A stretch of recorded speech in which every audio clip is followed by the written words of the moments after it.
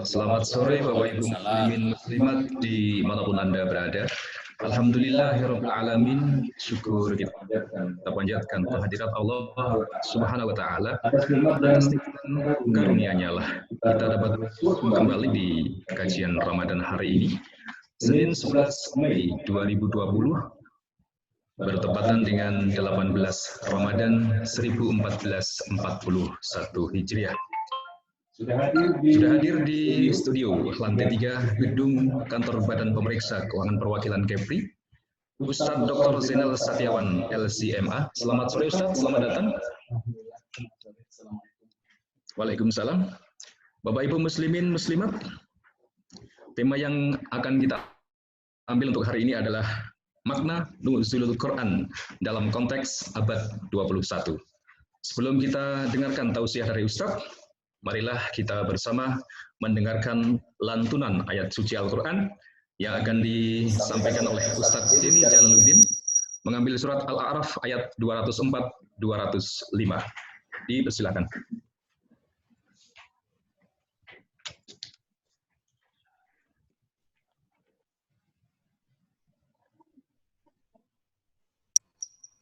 Assalamualaikum warahmatullahi wabarakatuh. Waalaikumsalam warahmatullahi wabarakatuh. A'udzu billahi minasy syaithanir rajim.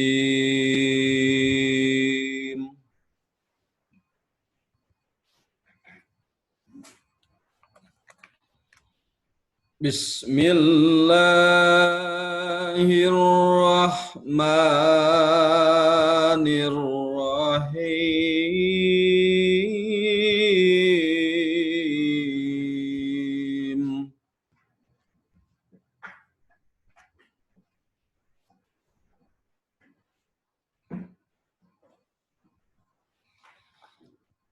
Wa idza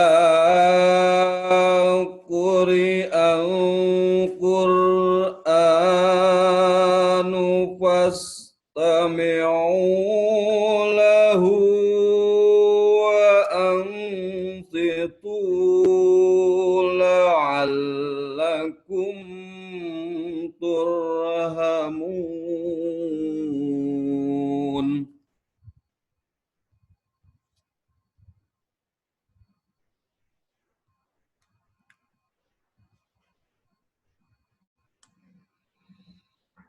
Wadhkur rabbaka fi nafsika tadarru'an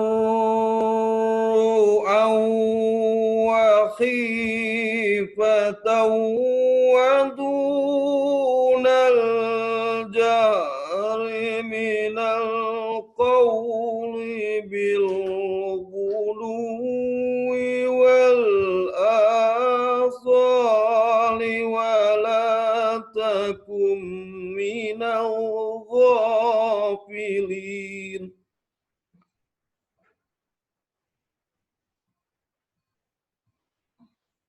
Innal ladzina 'inda rabbika la yastakbiruna 'an ibadatihi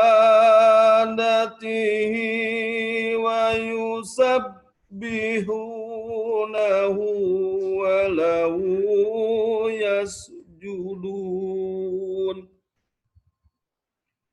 Shadaqallahul adzim. Assalamualaikum warahmatullahi wabarakatuh. Salam.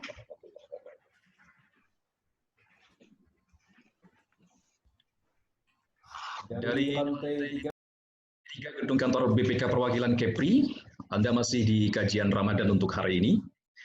Tema yang akan diambil adalah makna nuzulul Quran dalam konteks abad 21. Kajian yang akan disampaikan oleh Ustadz Dr. Zainal Satiawan, LCMA. Beliau adalah pembina sekolah parenting, pembina Tazkiyah Center Batam, dosen dan peneliti, penerjemah sekaligus interpreter ulama-ulama internasional. Bapak Ibu muslimin muslimat yang kami muliakan, sebelum kita dengarkan tausiah, kami ingatkan untuk Bapak Ibu muslimin muslimat diminta untuk berpartisipasi, nanti bisa berkirim pertanyaan yang akan dijawab oleh Ustadz setelah selesai menyampaikan kajian. Untuk itu, marilah kita dengarkan tausiah dari Ustadz Dr. Zainal Satiawan LSI MA. Dipersilahkan. A'udzubillahi minasyaitonirrajim. Bismillahirrahmanirrahim. Assalamualaikum warahmatullahi wabarakatuh. Assalamualaikum warahmatullahi wabarakatuh. Alhamdulillahirabbil alamin. Alhamdulillahilladzi an'ama 'alaina bi ni'matil iman wal islam. Asyhadu an la ilaha illallah wahdahu la syarikalah wa asyhadu anna Muhammadan 'abduhu wa rasuluh alladzi la nabiyya ba'dah. Allahumma salli wa sallim ala sayyidina Muhammad wa ala alihi wa ashabi ajma'in. Allahumma ja'al amalana hadza salihan wa liwajhika khalisan wa la taj'al fihi li anfusina wa la li ahadin min khalqika syarira wa la nasiba. Wa qala Allah ta'ala fil Qur'anil Karim, A'udzu billahi minasy syaithanir rajim. Bismillahirrahmanirrahim. Ya ayyuhalladzina amanu taqullaha haqqa tuqatih. Ittaqullaha haqqa tuqatih wa la tamutunna illa wa antum muslimun.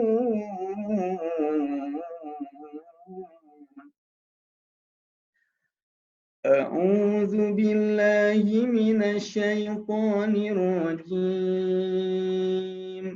Bismillahirrahmanirrahim.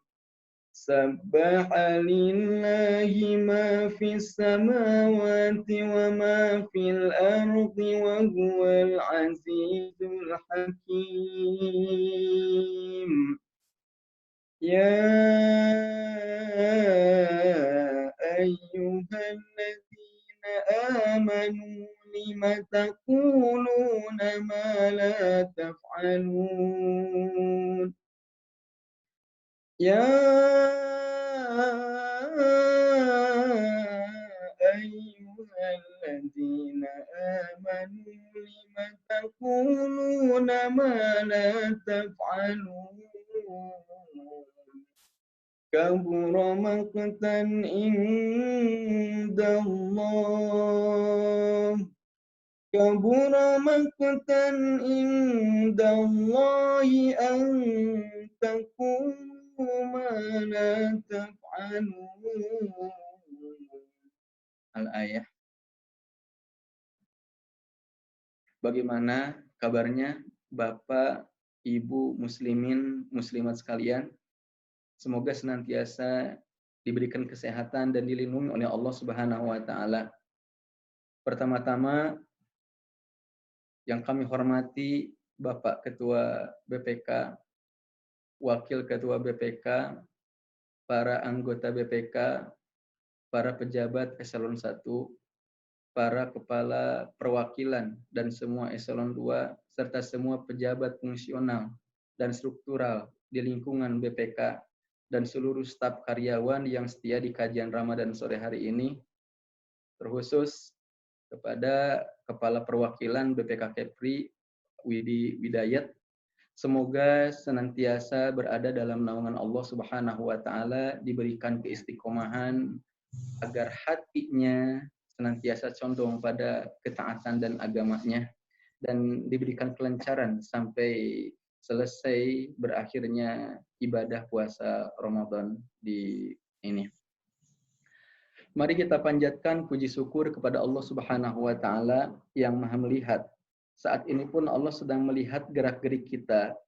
Dialah Allah yang selama ini mengatur nafas dalam tubuh kita, yang selama ini mengatur peredaran darah, yang selama ini memberikan rezeki, yang menghidupkan kita dan yang akan mematikan kita kelak. Dialah Allah, tiada Tuhan selain Allah Maha Suci, Allah segala puji miliknya. 100 tahun yang lalu kita belum ada di dunia ini, 100 tahun yang akan datang pun belum tentu juga kita masih ada di dunia ini. Ya, sekarang kita berada di tahun 2020, sepertinya tidak yakin kalau tahun 2120 kita masih hidup seperti ini. Bisa saja tahun 2120 kita ini sudah jadi tinggal namanya saja. Sudah dimasukkan ke dalam rumah masa depan kita yang ukurannya kurang lebih 2 meter saja. Harta yang mati-matian dicari akan ditinggalkan. Keluarga yang mati-matian dicintai akan ditinggalkan. Jabatan yang mati-matian dikejar akan ditinggalkan. Ternyata kembali ke awal. Yang bisa dibawa sebagai bekal nanti adalah amal saleh. Khairun nas man tola umruhu wa hasuna amaluhu. Sebaik-baik manusia adalah mereka-mereka yang semakin tua, semakin baik amalnya. Semakin tua semakin soleh, semakin tua semakin tawadu, semakin tua semakin hikmah, semakin tua semakin sadar bahwa dari hari ke hari semakin dekat kepada ajal. Sebaliknya, mereka yang rugi itu adalah mereka-mereka yang tua semakin lupa diri, semakin tua semakin hubbud dunia, semakin tua semakin lupa bahwa hidup ini ada akhirnya, semakin tua semakin malas ibadah. Allahumma ya muqallibal qulub tsabbit qulubana ala dinika wa ta'atik. Allahumma ya Allah ya muqallibal qulub, wahai yang membolak-balikan hati, tsabbit qulubana, tetapkanlah hati kami ala dinika wa ta'atik, agar hati kami ini condong pada agamamu dan ketaatan kepadamu. Mari kita syukuri nikmat. Di antara kenikmatan terbesar dalam hidup kita ini adalah umur, waktu dan usia. Mereka-mereka yang sekarang berada di alam barzah, menjerit-jerit kepada Allah, ingin dikembalikan lagi ke alam dunia, ingin ngulang lagi hidup dari awal. Mereka-mereka yang di alam akhirat, kalau kita lihat dalam Al-Quran itu ya, mereka-mereka yang berada dalam azab Allah Subhanahu wa taala menjerit-jerit kepada Allah, minta dikembalikan lagi ke alam dunia, ingin ngulang lagi hidup dari awal. Bahkan mereka berteriak-teriak ingin kembali jadi manusia, lahir kembali, dan kalau bisa jadi tanah saja. Sebagaimana di dalam surat An-Naba, Allah Subhanahu wa taala berfirman, A'udzu billahi minasyaitonir rajim. Bismillahirrahmanirrahim. Amma yatasaalun 'anil naba'il 'azim alladzi hum fihi mukhtalifun. Kalla saya'lamun, kalla saya'lamun, dan seterusnya. Amma yatasaalun, tentang apakah mereka itu saling bertanya-tanya, anin naba'il azim, mereka bertanya-tanya tentang berita besar, alladzi hum fihi mukhtalifun, di mana mereka saling berselisih pendapat. Ya. Kalla saya'lamun, kelak mereka akan tahu, summa kalla saya'lamun, kemudian kelak mereka akan tahu, dan seterusnya. Dan akhir ayat dari surat An-Naba itu berbunyi, ya laitani kuntu turoba, aduhai ya Allah seandainya dulu aku jadi tanah. Ungkapan ya laitani kuntu turoba yang bermakna aduhai ya Allah seandainya dulu aku jadi tanah ini adalah ungkapan-ungkapan penyesalan mereka-mereka yang berada dalam azab Allah Subhanahu wa taala. Ketika mereka berada dalam azab Allah, berteriak-teriak, ya laitani kuntu turoba, ya laitani kuntu turoba, ya laitani kuntu turoba. Yang artinya adalah, aduhai ya Allah, seandainya aku tahu kalau masa depan akhirku di akhirat ini adalah azab jahanam, ya laitani kuntu turoba, aduhai ya Allah, seandainya dulu aku jadi tanah saja. Buat apa jadi manusia lahir ke dunia kalau di akhir masa jadi makanan api neraka? Mending jadi tanah, kata mereka itu, tidak akan mengalami sakitnya sakaratul maut. Mending jadi tanah, kata mereka itu, tidak akan mengalami didatangi oleh malaikat munkar dan nakir. Mending jadi tanah, kata mereka itu, tidak akan mengalami dibangkitkan di alam mahsyar, satu alam setelah terjadinya hari kiamat, satu alam dikumpulkannya manusia dari zaman Nabi Adam sampai nanti akhir masa dalam kondisi tidak berpakaian. Di mana di alam tersebut suami tidak akan lagi nanya kabar istrinya. Istri tidak akan lagi nanya kabar suaminya. Orang tua tidak akan lagi nanya kabar anaknya. Anak tidak akan lagi nanya kabar orang tuanya. Semuanya sibuk memikirkan amal masing-masing. Kita selamat atau tidak. Meninggi di tanah, kata mereka itu. Tidak akan mengalami yang namanya yaumul hisab. Oleh karenanya semoga kita nih, ya, semoga kita dijadikan oleh Allah menjadi orang-orang yang tidak mengatakan ya laitani kuntu turaba. Ya. Dan di antara yang dapat memberikan pertolongan kita baik itu di dunia dan juga di akhirat nanti adalah Al-Qur'an. Makanya Rasulullah Shallallahu Alaihi Wasallam pernah menyatakan, Iqra'ul Qur'an fa innahu ya'ti yaumal qiyamah syafi'an li ashabi. Bacalah Al-Qur'an karena Al-Qur'an itu akan datang pada hari kiamat untuk memberikan syafaat pertolongan bagi para sahabat-sahabatnya itu para pembacanya. Dalam riwayat yang lain, Rasulullah Shallallahu Alaihi Wasallam menyatakan, Innal Qur'an wasyam yashfa'ani lil abdi yaumal qiyamah. Amalan puasa, amalan baca Quran, dua amalan tersebut akan memberikan syafaat untuk para pengamalnya di hari kiamat nanti. Oleh karenanya, Al-Quran jangan kita jauhi. Al-Quran tidak butuh kita, tapi kita butuh Al-Quran.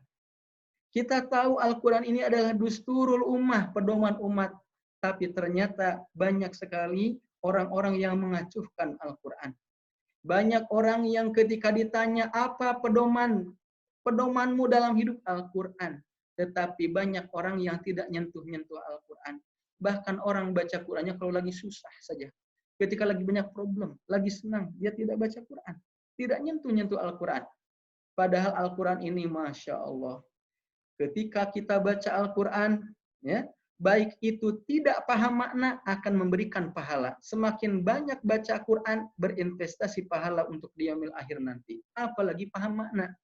Rasulullah Shallallahu Alaihi Wasallam menyatakan, Man qara'a harfan min kitabillah falahu hasanah wa fi kulli hasanatin bi asyri amsalihha wala aqulu alif lam mim harfun walakin alifun harfun wa lamun harfun wa mimun harfun. Barang siapa yang membaca satu huruf dari Al-Quran, baginya satu kebaikan. Dan tiap satu kebaikan dilipat gandakan di 10 kebaikan. Dan aku tidak mengatakan alif lam mim itu satu huruf. Akan tetapi alif satu huruf, lam satu huruf, dan mim satu huruf. Itu di luar Ramadan, apalagi di dalam bulan Ramadan. Di mana pahala itu dilipat gandakan oleh Allah Subhanahu wa Ta'ala. Kemudian ada pertanyaan, saya tidak mau baca Quran. Kenapa tidak mau baca Quran? Saya belum lancar. Kenapa sebabnya belum lancar gak mau baca Quran? Ya kalau nggak lancar banyak salah takut dosa. Salah itu. Yang dosa itu sudah lancar kemudian disalah-salahkan. Tapi kalau dia baca Qurannya masih salah, karena dalam tahap belajar nggak dosa, malah baginya pahala. Rasulullah SAW pernah menyatakan, Al-mahiru bil Quran ma'as safaratil kiramil baroroh. Walladzi yaqra'ul Qur'an wa yata'ta'u fi falahu ajran. Orang yang mahir dalam membaca Quran kelak akan bersama para malaikat yang dimuliakan. Dan orang yang baca Quran wa yata'ta'u fi kemudian dia terbata-bata tidak lancar. Falahu ajron, baginya 2 pahala. Kata Imam Ibnu Hajar Al-Asqalani, 2 pahala itu yang pertama pahala bacanya, yang keduanya itu adalah pahala berusahanya. Masya Allah. Oleh karenanya, Al-Quran akan menjadi penolong kita. Sehingga wajib kita cinta pada Al-Quran. Kenapa sebabnya? Karena indikator cinta kepada Allah, cinta pada Al-Quran. Jika orang tidak cinta kepada Al-Quran, tidak cinta pada Allah. Karena jika seseorang mendapatkan surat cinta dari orang yang dia cintai, akan dia ulang-ulang baca itu. Akan diulang-ulang baca itu. Okay? Sebelum tidur, bangun tidur, bahkan surat cintanya disimpan di dompet. Dulu ketika masa-masa mungkin masih muda, belum ada zaman handphone ya.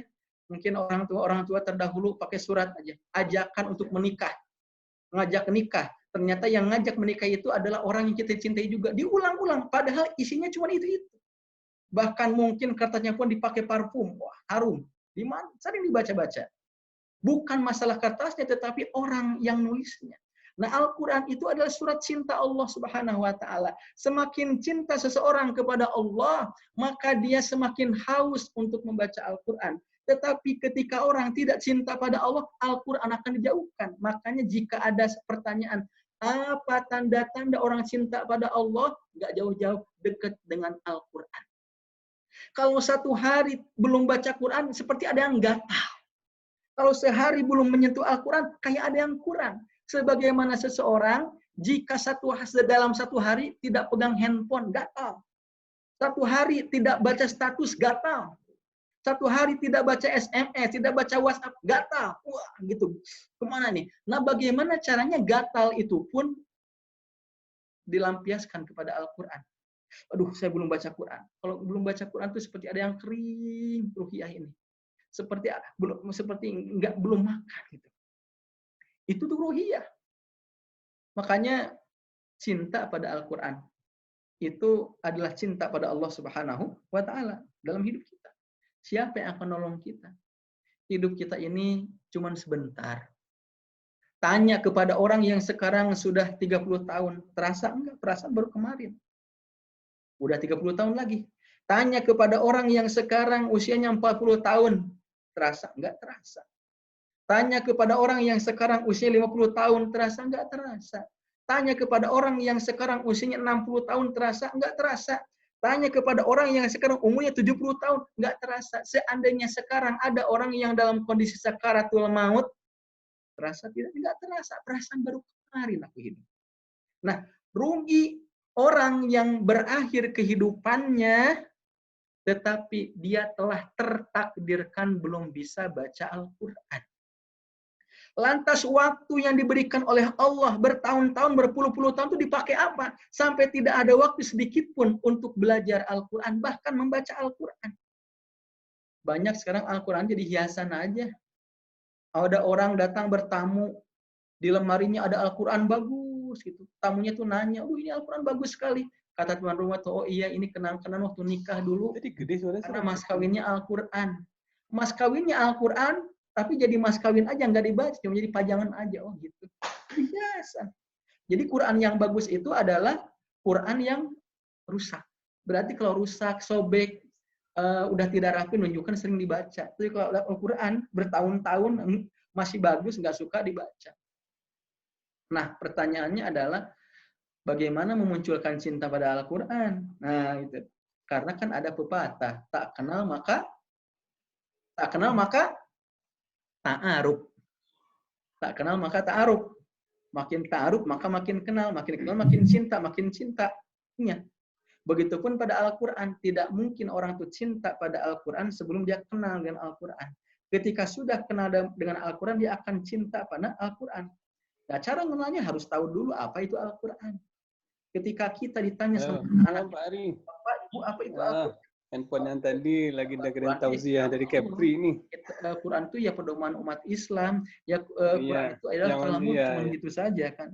Tapi ini saya akan memberikan oleh-oleh definisi Al-Quran yang lengkap ya.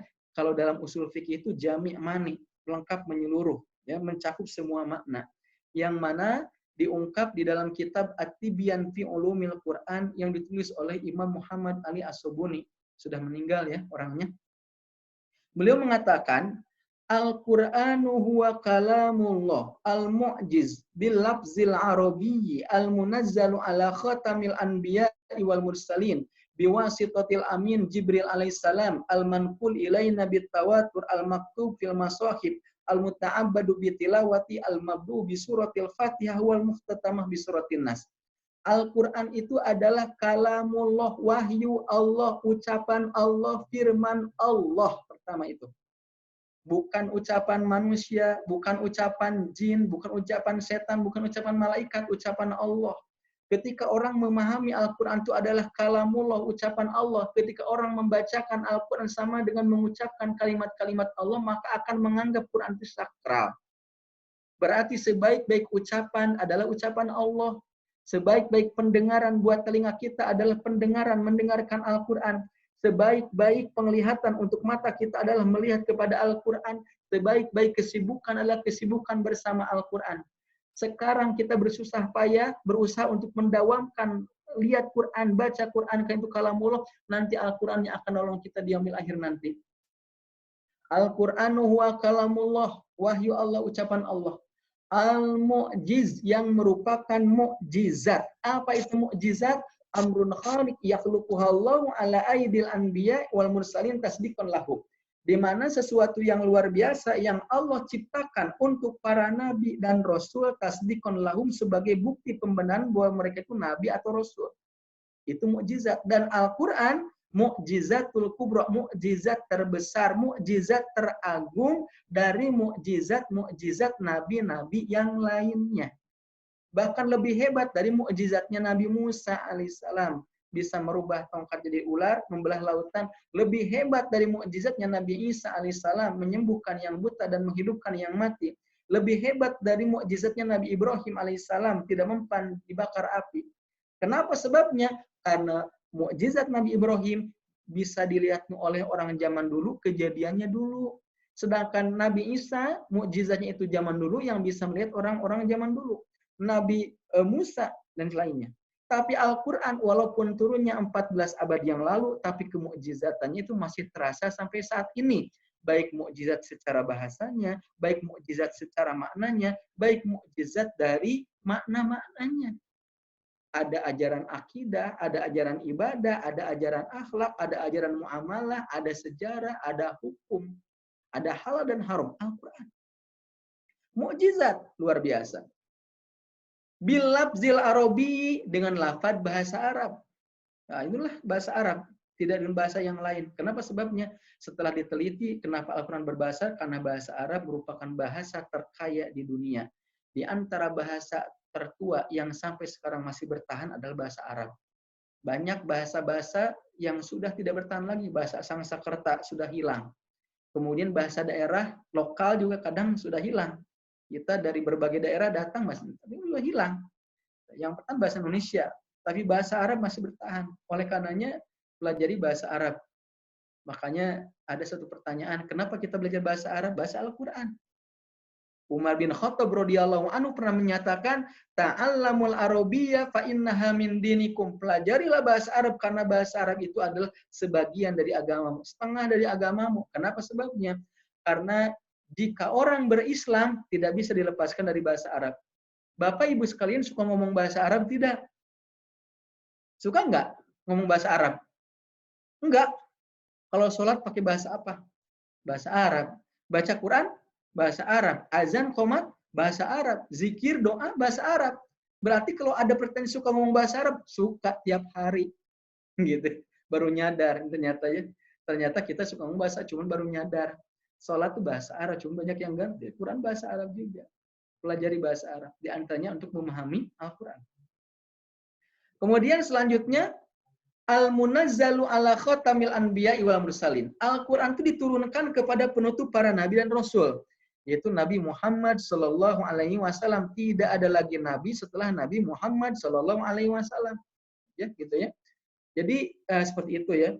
Kemudian selanjutnya biwasitatil amin Jibril alaihissalam yang diturunkan dengan perantaraan malaikat Jibril alaihissalam, al-manqul ilaina bitawatur, diturunkan secara mutawatir. Artinya yang meriwayatkannya itu banyak. Nabi dapat wahyu dari Allah lewat malaikat Jibril, menyampaikannya kepada para sahabat. Meriwayatkannya banyak. Hanya para sahabat yang mendengar itu langsung menyampaikannya lagi kepada sahabat-sahabat Nabi lagi yang tidak mendengar. Kemudian al-maktubu fil masohib, yang ditulis dalam mushaf, lembaran-lembaran. Kalau zaman dulu ya Al-Quran itu tidak seperti sekarang. Sudah dibukukan, sudah enak. Nabi wafat saja Al-Quran masih berserakan, belum dibukukan. Ada yang ditulis di pelepah kurma, ada di kulit hewan, ada diukir di batu, ada di kain, dan sebagainya. Ada juga sebagian dihafal. Baru mulai dibukukan Al-Quran itu mulainya itu di masa Abu Bakar As-Siddiq radhiyallahu anhu, di mana Umar bin Khattab radhiyallahu anhu mengusulkan kepada sang khalifah Abu Bakar untuk membukukan Al-Quran. Kenapa sebabnya? Karena banyak yang hafal Quran meninggal dunia. Hanya ditunjuklah ketua panitia namanya Zaid bin Sabit dan ada kepanitiaan terus dibukukan. Sekarang enak, ada sakal, ada titik. Zaman Nabi ya, huruf ba, huruf ta, huruf satu sama, nggak ada titik. Ba, ta, sa, jim, ha, kho juga sama, nggak ada titiknya. Daza sama, tapi orang Arab bisa baca karena bahasa mereka. Mulainya ada titik, ba, titik di bawah, ta, titik 2 di atas, sa, titik 3 di atas itu di masa Umar bin Khattab radhiyallahu anhu itu. Ijtihad para sahabat. Walaupun tidak diperintahkan Nabi dan belum ada perintah. Kemudian selanjutnya al-muta'abbadu bitilawati, jadi ibadah dengan membacanya. Jadi baca Quran itu ibadah. Bahkan baca Quran itu tidak kalah sakralnya dengan majelis zikir. Baca Quran itu tidak kalah sakralnya dengan sholat nafilah, sholat sunat. Bacaan Al-Quran itu tidak kalah sakralnya dengan zikir-zikir kalimat thayyibah. Kenapa sebabnya? Karena tiap huruf mengandung syafaat. Nah, gitu kan. Kalau misal zikir itu per kalimat, tapi kalau baca Quran itu per huruf. Baca Quran yang banyak saja. Bahkan Rasulullah Shallallahu Alaihi Wasallam memberikan kabar gembira.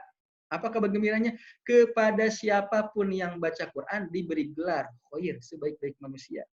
Jadi sebaik-baik manusia itu bukan yang dari segi hartanya, bukan dari jabatannya, bukan dari popularitas, bukan dari fisiknya, tetapi ternyata seberapa besar kedekatannya dengan Al-Quran. Makanya Nabi Muhammad SAW menyatakan, khairukum man ta'allamal Qur'an wa 'allama. Sebaik-baik di antara kamu adalah orang-orang yang senantiasa mempelajari Al-Quran dan mengajarkannya lagi. Itu khair, sebaik-baik manusia. Baik itu mempelajari bacaannya, mengajarkan bacaannya, mempelajari makna bacaannya, dan mengajarkan isi-isi bacaan untuk baca, kemudian dihafalkan, tadaburi, kemudian diamalkan dan diajarkan. Itulah kewajiban umat. Al-Mabdu'ah dimulai dari surat Al-Fatihah dan diakhiri dengan surat An-Nas. Nah, zaman sekarang ya, di saat kondisi ini banyak problematika kehidupan, banyak masalah, banyak risau, banyak kegelisahan, banyak orang stres, banyak orang yang goncang jiwanya, ditambah lagi kondisi sekarang itu negeri kita diuji dengan musibah ya, pandemi COVID-19 corona gitu kan, di mana problematika itu baik itu problematika ekonomi, kemudian ke sosial, ke pendidikan, kemudian juga ke dalam kehidupan interaksi masyarakat, bahkan ke spiritual, ibadah di masjid, maka banyak orang itu rentan gelisah, banyak orang itu rentan galau, banyak orang rentan stres, banyak orang rentan itu lemah jiwanya. Cara untuk menguatkan jiwa itu adalah dengan Al-Quran. Karena Al-Quran itu syifa'un lima fis sudur, obat jiwa. Jadi ketika kita ditimpa kegelisahan, kegalauan di era digital saat ini, kegelisahan, kegalauan di era milenium saat ini, solusinya adalah Al-Quran. Baca Quran. Kemudian tadabur, pelajari makna itu aja. Kenapa sebabnya orang gelisah nggak habis-habis? Jauh dari Al-Quran. Makanya disebutkan dawaul qalbi, obat jiwa itu khamsatu asya, ada 5 hal. Yang pertama obat jiwa itu adalah qiraatul Quran bitadabur, baca Quran dengan tadabur. Ya, baca Quran, kemudian kaji maknanya. Ketika baca ayat-ayat surga, merasakan seakan-akan Allah itu ngajak surga. Ketika baca ayat-ayat neraka, merasakan seakan-akan Allah itu memperingatkan kita tentang neraka. Ketika ada perintah, merasakan seakan-akan Allah itu memerintahkan kita langsung. Ketika ada ayat larangan, merasakan seakan-akan larangan itu untuk kita. Baca Quran dengan tadabur. Yang keduanya adalah qiyamul lail, melaksanakan sholat malam. Ketiganya adalah khala'ul batni, mengosongkan perut dengan puasa. Yang keempatnya itu adalah at-tadarru' 'inda sahari, bermunajat di keheningan malam. Ya, bermuhasabah. Yang kelimanya itu adalah mujalasatus sholihin, bergaul dengan orang-orang soleh. Bergaul dengan orang-orang, jangankan ngomong, jangankan bicara, lihat orang jadi ingin dekat dengan Allah Subhanahu wa taala. Bapak, Ibu, muslimin, muslimah sekalian, apa yang kita kejar di dunia ini? Tidak akan ada habisnya. Apa yang ingin kita gapai? Tidak akan ada habisnya. Ujung-ujungnya, semua yang kita cari akan kita tinggalkan semuanya. Ternyata yang kita butuhkan pada saat itu adalah amal-amal soleh. Dan bacaan Quran itu adalah amal soleh. Oleh karenanya, mari kita buat program tiada hari tanpa baca Quran, 1 hari baca Quran, kalau tidak bisa 1 hari 1 juz, 1 hari setengah juz, kalau nggak bisa setengah juz, 1/4 juz, kalau nggak bisa 1/4 juz, 2 lembar, kalau nggak bisa 1 halaman saja. 1 juz itu paling baca Quran, itu paling 30 menit atau 40 menit gitu. Saya ada program, sekarang itu online, tilawah Quran 1 juz 1 hari, dan tadabbur ayat, kemudian tanya jawab Islam tiap subuh, pada subuh lewat online, lewat fasilitas Zoom juga gitu kan. Itu 1 juz itu paling 40 menit saja. Kemudian tadabbur tambah 15 menit lagi gitu kan ya. Kemudian ada tanya jawab. Tadabbur ya, nikmat. Jadi kalau misalnya ada orang belum baca Quran tuh kering. Kalau orang baca Quran tuh spiritualnya tuh cerah gitu kan, bahagia. Barakallahu li walakum. Mungkin ini yang bisa saya sampaikan sebagai pengantar. Selanjutnya saya serahkan ke moderator lagi.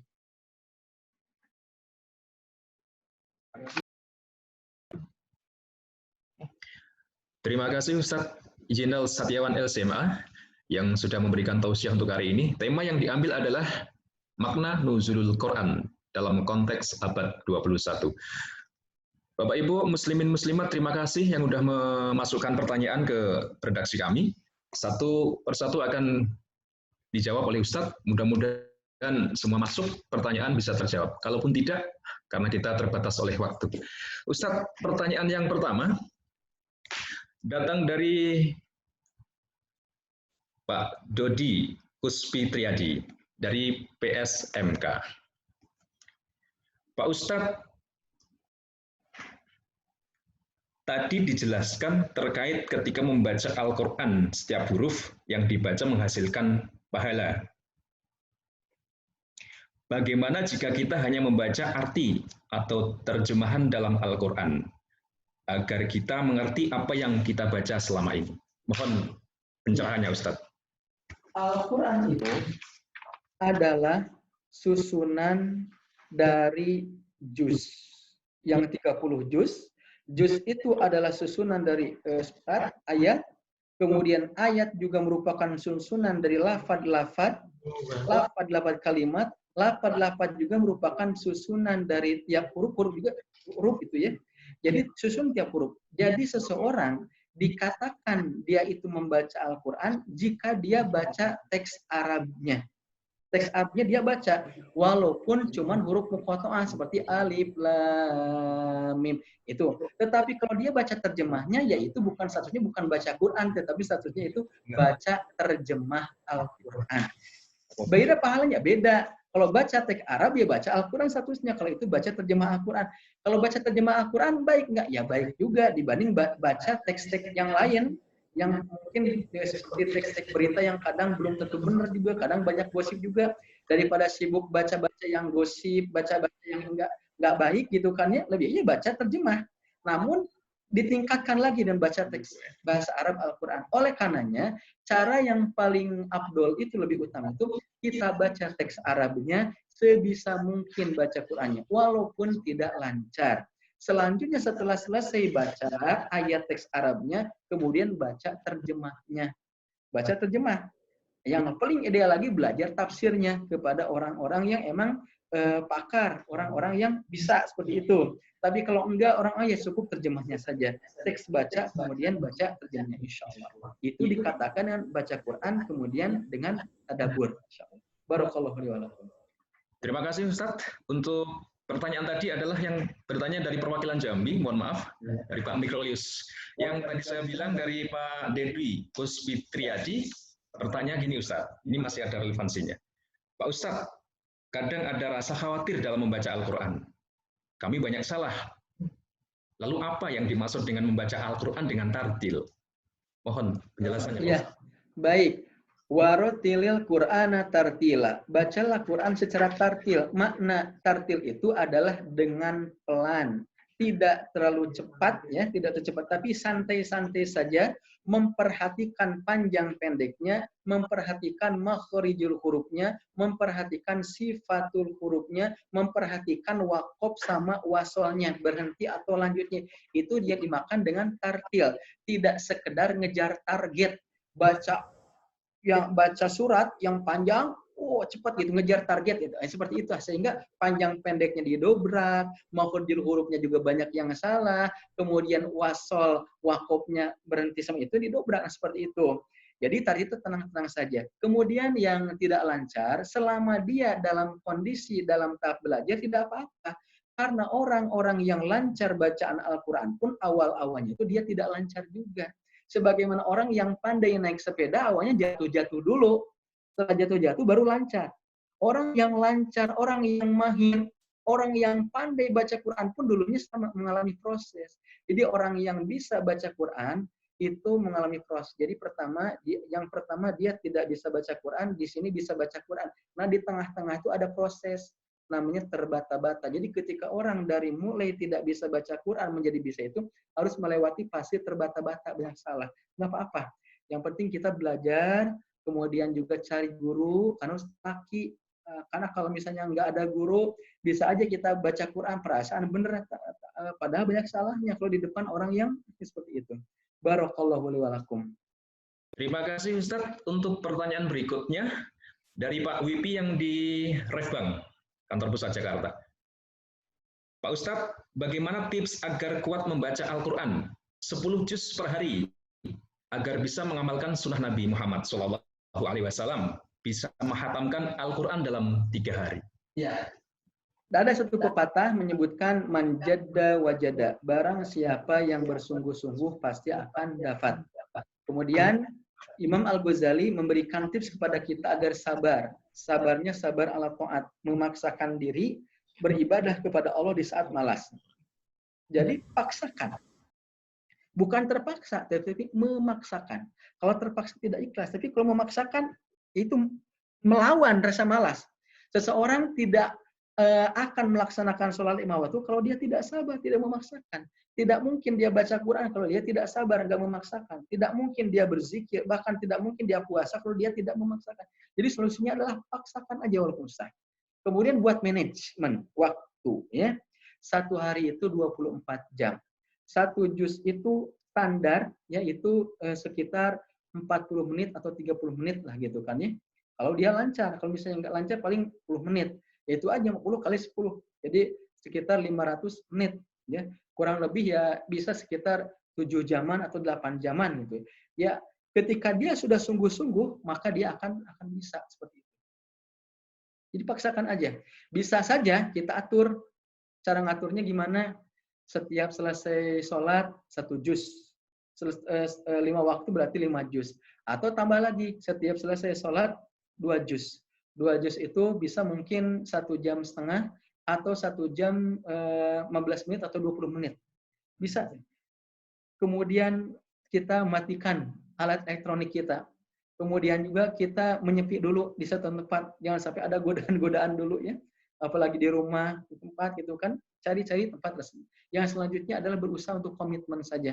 Emang memulainya agak susah gitu kan, tetapi ketika sudah istimror, sudah berkelanjutan, insya Allah dimudahkan oleh Allah Subhanahu wa Ta'ala. Insya Allah. Coba kita evaluasi diri, lebih banyak melihat media atau lihat Al-Quran, lebih banyak melihat elektronik atau lihat Al-Quran. Nah, gitu. Jadi kalau kita bisa alokasikan waktu, insya Allah. Barakallahu wa lakum. Terima kasih Pak Ustadz. Kemudian berikut pertanyaan dari Bapak Yayon Budiantoro dari perwakilan Kepri. Bolehkah kita meniatkan bacaan Al-Quran kita untuk orang tua kita yang kebetulan tidak bisa membaca Al-Quran? Ya, baik. Di antara satu amalan yang tidak akan terputus walaupun orang sudah meninggal dunia adalah waladin solih, anak yang soleh. Baik ketika masih ada orang tuanya ataupun sudah tiada. Jadi apapun amal ibadah, ya, amal ibadah yang dilakukan terutama oleh anaknya, jika diniatkan untuk orang tuanya, dihadiahkan untuk orang tuanya, maka insya Allah akan sampai dan bisa.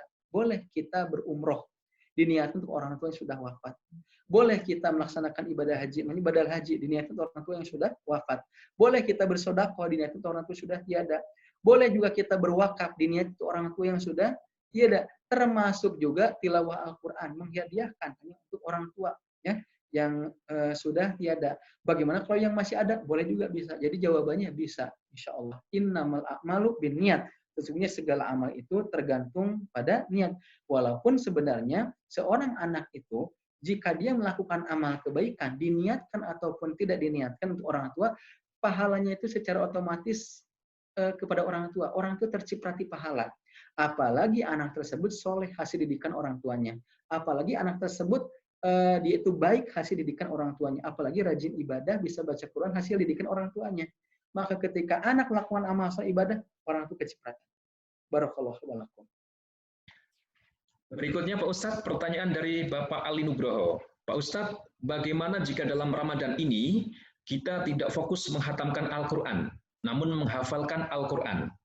Karena jika kita proses menghafal, akan mengulang-ulang bacaan yang mungkin bias lebih dari 1 juz, yang mungkin bisa lebih dari 1 juz. Ya. Menghafalkan Quran, amal ibadah yang sangat mulia. Mengkhatamkan Quran juga amalan ibadah. Mengkhatamkan Quran amal ibadah, menghafalkan Quran juga itu merupakan amal ibadah. Syukur-syukur semuanya dapat. Yang menghatamkan Quran bisa, yang menghafalkan Quran juga jalan. Misalnya punya target dalam 1 bulan 30 juz, berarti 1 hari 1 juz. Sisanya itu adalah menghafalkan Quran. Bisa diatur-atur. Jadi kalau misalnya boleh menghafal, ya boleh, silahkan. Karena sama-sama mendekatkan diri dengan Al-Quran. Jadi silahkan. Hanya saja lebih utama itu dua-duanya jalan. Karena ternyata kalau kita baca sejarah para ulama-ulama terdahulu, ternyata ketika di bulan Ramadan itu, terkadang mereka itu banyak meninggalkan aktivitas demi untuk membaca Quran dan mengkhatamkan Al-Quran. Apalagi di bulan Ramadan ini, kalau kita baca dalam sejarahnya, Rasulullah SAW dalam malaikat Jibril itu intent untuk bertadarus Al-Quran, saling memeriksa bacaan-bacaan Al-Qurannya seperti itu. Jadi itu merupakan sunnah Rasulullah SAW. Wallahu a'lam bishawab.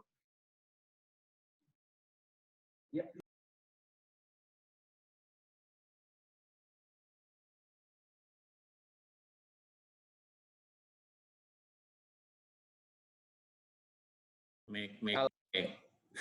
Musaf. Ya. Sebentar Ustaz, saya tadi belum masuk. Dari Bapak Arman Siva, pertanyaannya adalah, apakah berbeda membaca Al-Quran di HP dibandingkan dengan membaca Al-Quran dengan mushaf? Baik. Kertas itu adalah media. Ya, sarana.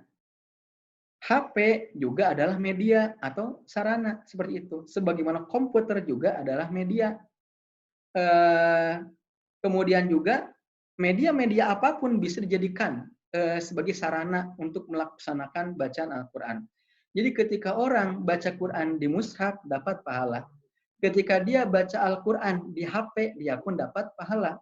Ketika dia baca Al-Quran lewat laptop juga dia dapat pahala.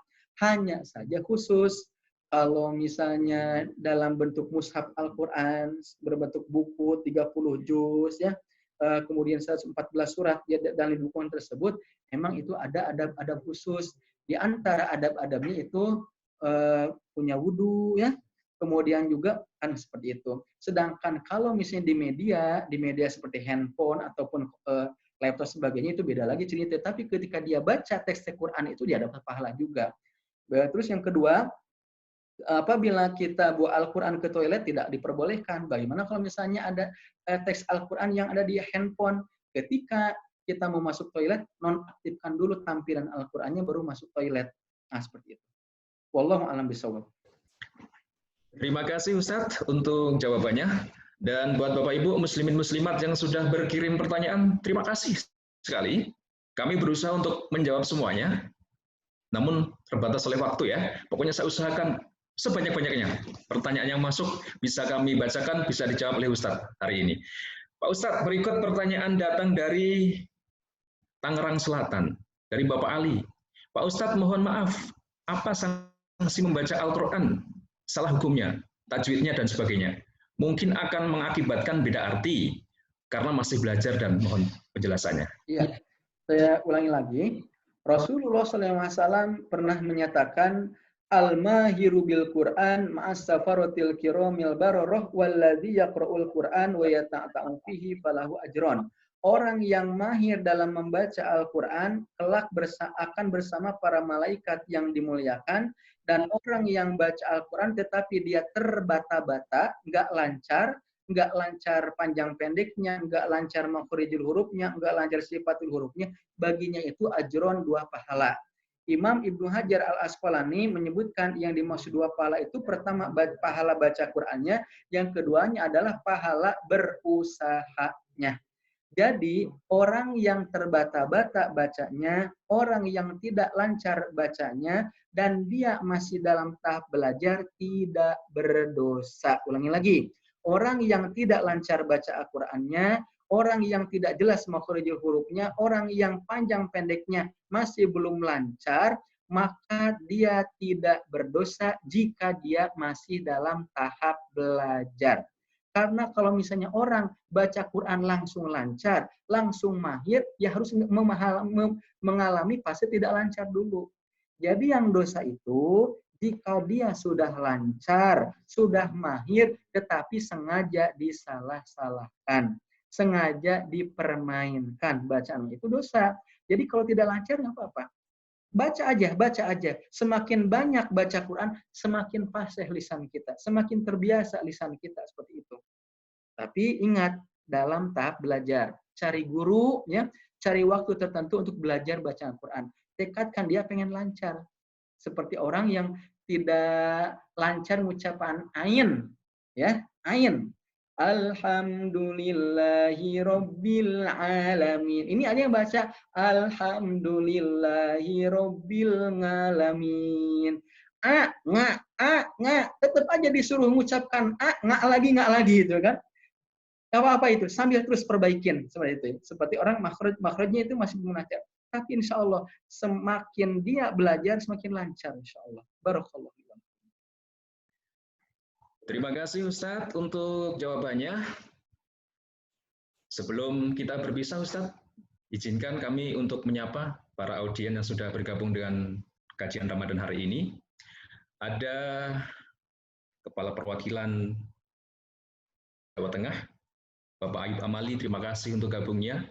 Kemudian Bapak Arman Syifa, Kepala Perwakilan Jawa Barat, Bapak Agus Khotib, Kepala Perwakilan Banten, terima kasih untuk gabungnya hari ini. Bapak Abidin, Kepala Perwakilan Maluku, dan Bapak Heri Ridwan, Kepala Perwakilan Kalimantan Barat, terima kasih untuk gabungnya. Bapak Ali Ashar, Kepala Perwakilan Maluku juga terima kasih. Sulawesi Tenggara, salah tulis berarti Mas. Oke, Pak Ali Ashar, Kepala Perwakilan Sulawesi Tenggara, terima kasih. Kemudian juga untuk pertanyaannya udah dibaca semua, udah dijawab semuanya. Mudah-mudahan yang bertanya bisa mendapat pencerahan, kami juga yang mendengarkan melalui Zoom meeting hari ini bertambah ilmu, dan tentunya terima kasih Ustadz untuk kajian hari ini. Sebelum kita berpisah Ustadz, mohon untuk memberikan doa. Mudah-mudahan diberkahi acara hari ini. Silakan. Baik, sebelum berdoa, mari kita luruskan hati kita, khusyukkan pikiran kita, ya.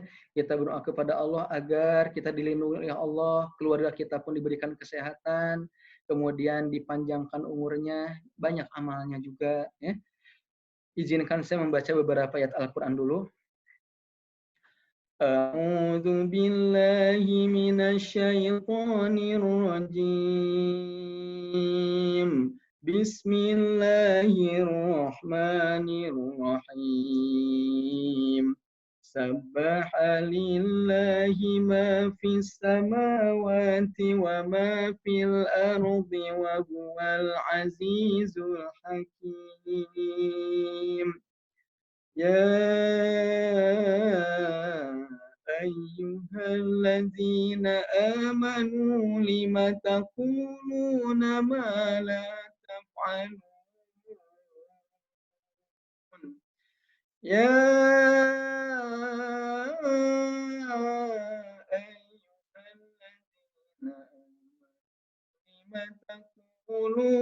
ما لا تفعلون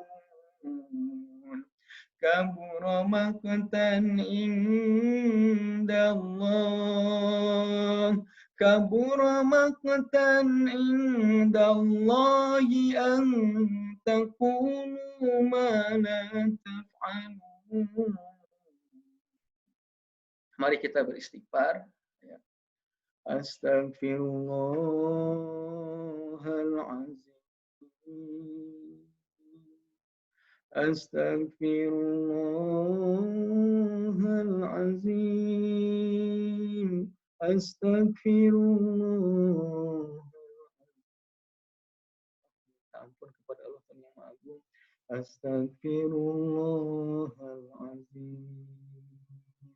Astaghfirullahalazim.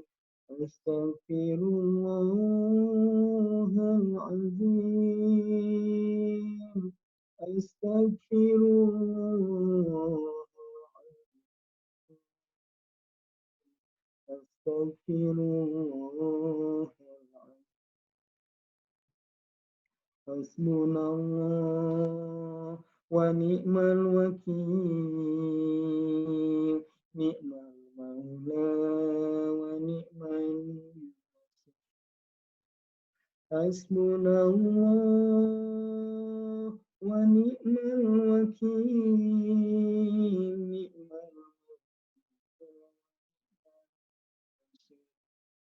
Hasbunallah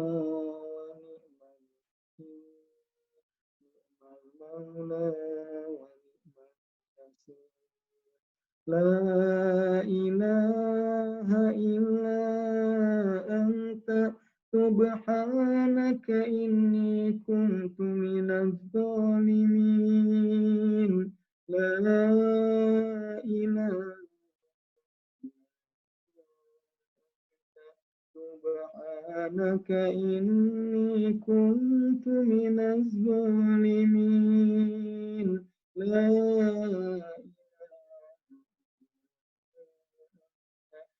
subhanaka inni kuntu minaz zalimin. Allahumma salli wa sallim ala sayyidina Muhammad wa ala alihi wa ashabi ajma'in. Rabbana zalamna anfusana wa illam taghfir lana wa tarhamna lanakunanna minal khasirin. Rabbana hab lana min azwajina wa zurriyyatina qurrata a'yun waj'alna lil muttaqina imama. Allahumma a'inna ala zikrika wa syukrika wa husni ibadatik. Allahumma ya muqallibal qulub tsabbit qulubana ala dinika wa ta'atik. Ya Allah yang Maha melihat dan Maha mendengar, inilah kami hamba-hambamu menghadap kepadamu dengan penuh kehinaan dan lumuran dosa. Kepada siapa lagi kami mengharap dan meminta selain kepadamu, ya Allah. Kami menyadari saat ini Engkau sedang menatap kami, menyaksikan kami dan mendengarkan keluh kesah kami. Jadikanlah saat ini menjadi waktu diijabahnya doa-doa kami. Ya Rahman, Ya Rahim, mata kami jarang sekali kami gunakan untuk membaca ayat kitab suci-Mu, tetapi malah sering kami gunakan untuk memandang yang tidak halal. Lisan kami jarang sekali kami gunakan untuk berzikir, menyebut nama-Mu, tetapi malah sering kami gunakan untuk mengumbar aib. Sering kami gunakan untuk membuat orang sakit hati. Sungguh tidak terhitung lagi orang-orang yang hatinya tersakiti dengan lisan ini. Ya Rahman, Ya Rahim, jika di antara kami ada suami-suami yang lisannya senantiasa menyakiti hati istrinya, ampunilah ya Allah. Jika di antara kami ada istri-istri yang lisannya senantiasa menyakiti hati suaminya, ampunilah ya Allah. Ampunilah segala kelalaian-kelalaian kami selama ini. Ampunilah segala kebodohan-kebodohan kami dalam memahami perintah agama-Mu. Ampunilah segala pengkhianatan-pengkhianatan kami atas nikmat-Mu, ya Allah. Ya Rahman, Ya Rahim, Ya Aziz, Ya Jabbar, Ya Ghafur, Ya Rahman, Ya Rahim, Ya Dzal Jalali wal Ikram.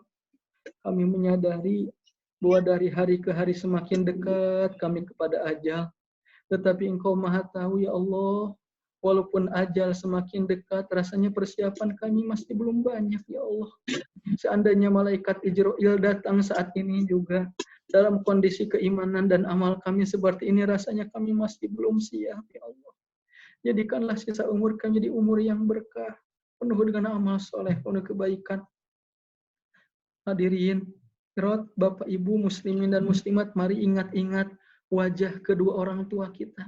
Mari kita ingat-ingat wajah ibu kita yang pernah mengandung kita, melahirkan kita dengan susah payah, memandikan kita, menyusui kita, ngajari kita berbicara, ngajari kita berjalan, ngajari kita kehidupan, menyekolahkan kita, yang susah payah membesarkan kita.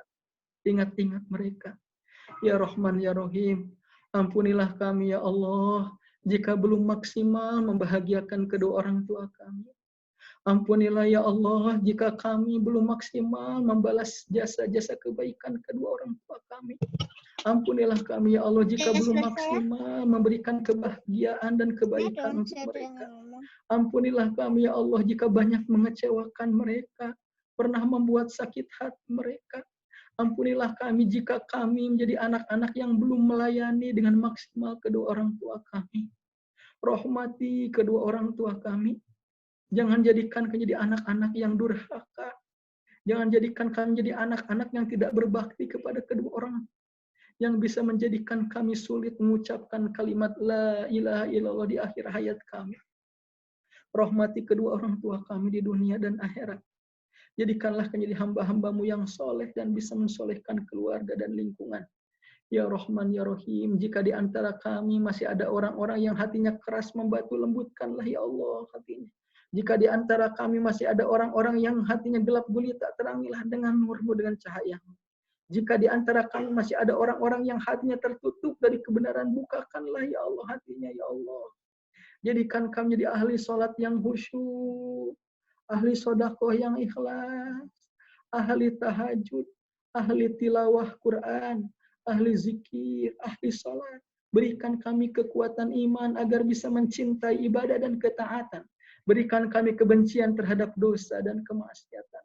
Allahumma inna nas'aluka salamatan fid din, wa afiatan fil jasad, wa ziyadatan fil ilm, wa barakatan fil rizq, wa taubatan qoblal maut, wa rahmatan indal maut, wa magfiratan ba'dal maut. Allahumma hawwin alaina fi sakaratil maut, wa najata minan nar wal afwa indal hisab. Rabbana atina fid dunya hasanah wa fil akhirati hasanah wa qina adzabannar. Subhana rabbika rabbil izzati amma yasifun wa salamun alal mursalin walhamdulillahi rabbil alamin.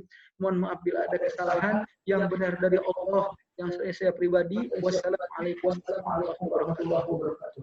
Waalaikumsalam warahmatullahi wabarakatuh. Kami aturkan terima kasih untuk Ustadz Dr. Zainal Setiawan LCMA yang sudah memberikan tausiah untuk hari ini. Bapak Ibu muslimin muslimat dimanapun Anda berada, dengan berat hati, kajian Ramadan untuk hari ini 11 Mei 2020 atau 18 Ramadan 1441 Hijriah harus berakhir. Dari Jalan Raja Isa Batam Center, Kota Batam, perwakilan Kepri mengaturkan terima kasih untuk partisipasinya dan mengakhiri acara hari ini. Saya tutup dengan sebaik pantun sebagai ciri khas orang Kepri. Jikalau banyak bunga di taman, pastilah elok, harum dan menawan. 10 jari kami rapatkan, sudi kiranya Bapak Ibu memaafkan kami yang ada di perwakilan. Wassalamualaikum warahmatullahi wabarakatuh. Waalaikumsalam. Terima kasih kepada rekan moderator. Wabil khusus terima kasih kepada Pak Widi yang telah berkenan untuk merencanakan dan menyelenggarakan kajian di kesempatan sore hari ini.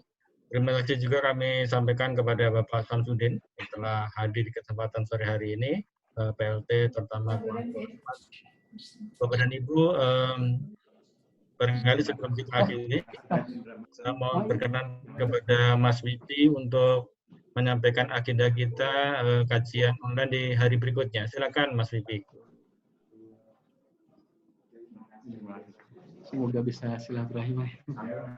Saya di Puri Legenda. Terima kasih Pak Sumono atas kesempatannya. Ini sekaligus Bapak dan Ibu para peserta kajian online. Betul. Baik, saya mengingatkan bahwa besok kita masih akan ada kajian online lagi bersama Musola Al-Amin BPK Perwakilan Kalimantan Barat dengan tema produktif beramal dan bekerja di bulan Ramadan bersama Ustadz Dr. Haji Harjani Kevni. Ya, insya Allah besok mulai pukul 15.45 sampai 16.45 atau pada asar. Ya, karena itu mari kita kembali ikuti kajian online ini dan kita sebarkan. Insya Allah nanti akan kita sebarkan juga flyer ini dan berikut linknya. Kemudian kami juga mengingatkan untuk mengumpulkan, membayarkan kewajiban zakat kita melalui unit pengumpul zakat Badan Pemeriksa Keuangan. Bisa langsung ditransfer ke rekening BNI Syariah yang terpampang di sini, atau jika perlu coaching atau konsultansi mengenai zakat dapat menghubungi para pengurus Masjid Baitul Hasib atau menghubungi kami yang panitia kajian online Ramadan ini. Sebagai akhir dari kami juga, saya juga mau menutup dengan pantun. Jikalau ada bunga di taman, bolehlah esok kita jalin. Jika besok ada kesempatan, mari kita hadir di kajian online. Wah, keren juga nih Wifi nih. Cakep. Pak Haji Maman, gimana kabar? Masih muting Pak Haji Maman. Mic-nya masih di-mute. Terima kasih Pak Widi. Sama-sama Pak Sam. Terima kasih sudah hadir, alhamdulillah. Terima kasih Pak Widi, Pak Sumono. Terima kasih Pak Widi semua. Selamat berbuka puasa yang sudah buka. Oke, terima kasih. Sampai jumpa besok. Izin Red ya. Terima kasih semuanya. Terima kasih Pak Widi. Assalamualaikum. Terima kasih Mas Mono, Mas Mbak Eri, makasih semuanya. Terima kasih Pak Ayub. Assalamualaikum. Waalaikumsalam warahmatullahi wabarakatuh. Assalamualaikum Pak Sam. Saya leave dulu ya. Masya Allah, ada Syekh Agus Khotib. Iya. Al-Bantani. Syekh. Alhamdulillah. Alhamdulillah. Saya live dulu ya. Ya, Assalamualaikum. Pak Sumono.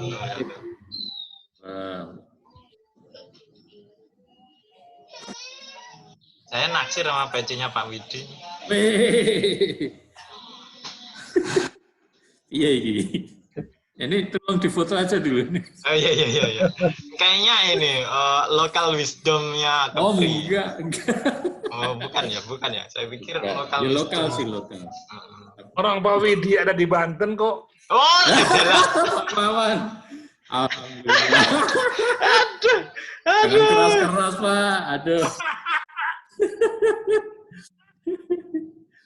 Lihat aja tambah gemuk kok. Di Banten tambah gemuk tuh. Iya. Ini saya